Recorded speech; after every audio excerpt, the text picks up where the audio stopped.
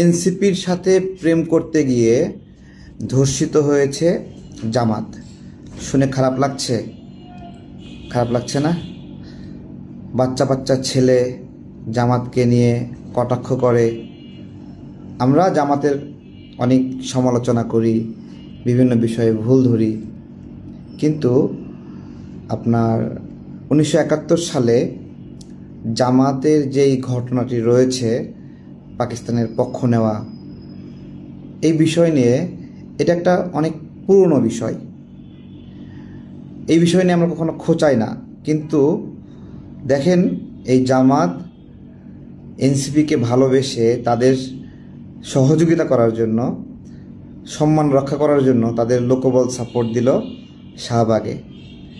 Direct জামাতকে নিয়ে ড্রেনে চুবাইল এনসিপি। তো এটা বিষয় আর কি। আজকে শুধু জামাত না,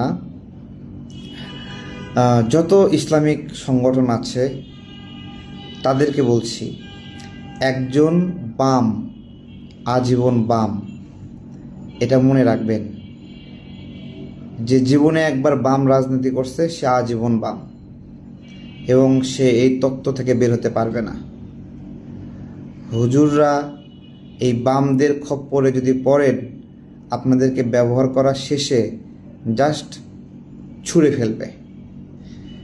একটা নিয়তের কথা মনে আছে, ইসলামপন্থীদের রাষ্ট্রকল্প বাংলাদেশে হতে দেবে না, তাই না?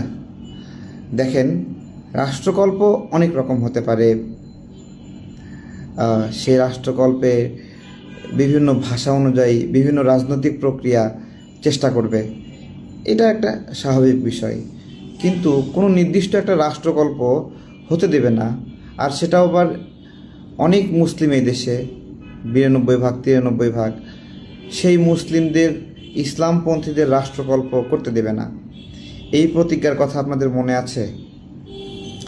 তো এটা আর কি একটা শিক্ষা হলো।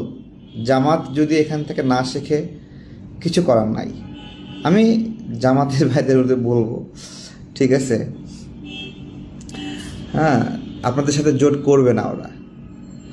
হ্যাঁ, ওখানে যে বামগুলো আছে এগুলো করতে দেবে না। তো এখন কি করবেন? যেই লেভেলে আঘাতটা করা হয়েছে, ধরেন এই 71-এর ঘটনাকে কেন্দ্র করে আপনারা কিন্তু অনেক ক্ষতিগ্রস্ত হয়েছেন, অনেকগুলো নেতাকে ফাঁসি দেওয়া হয়েছে। এটাকে একটা ভুল সিদ্ধান্তের মূল্য শোধ বলা যেতে পারে নাকি? সেই মূল্য আপনারা দিয়েছেন বলা যায়। তাহলে সেই মূল্য দিয়েছেন।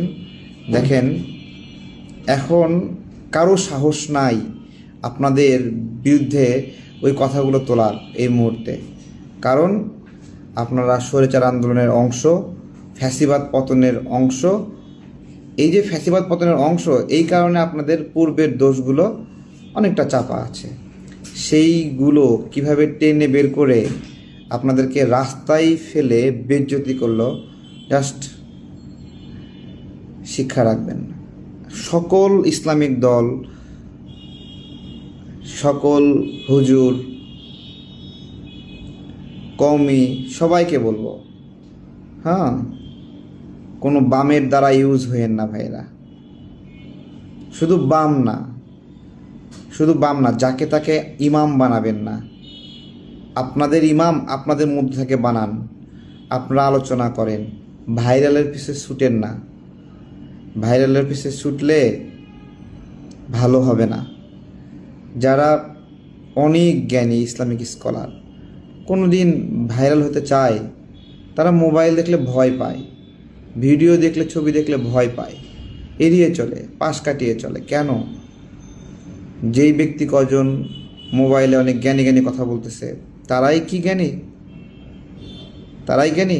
5 ইঞ্চি স্ক্রিনে 3 মিনিটের একটা ভিডিও গুছাইয়ে বলল, এর মধ্য দিয়ে সব জ্ঞান প্রকাশ পেয়ে গেল। তাই তো জ্ঞান এরকম না, জ্ঞান অনেক বড় একটা বিষয়।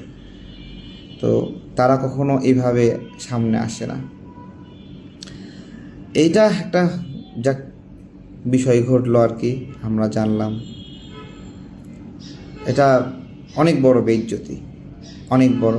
এখান থেকে আমরা ছোটোখাটো বিভিন্ন বিষয়ে সমালোচনা করি যে বিএনপি এই করছে, জামাত এই করছে বা এই করছে, কিন্তু মানে মৌলিক জায়গায় আঘাত করা, যে আঘাতের কারণে আপনারা ক্ষত বিক্ষত হয়েছেন, সেই আঘাতে আবার আঘাত করা, এইটা আমি জানি না জামাত কীভাবে নেবে।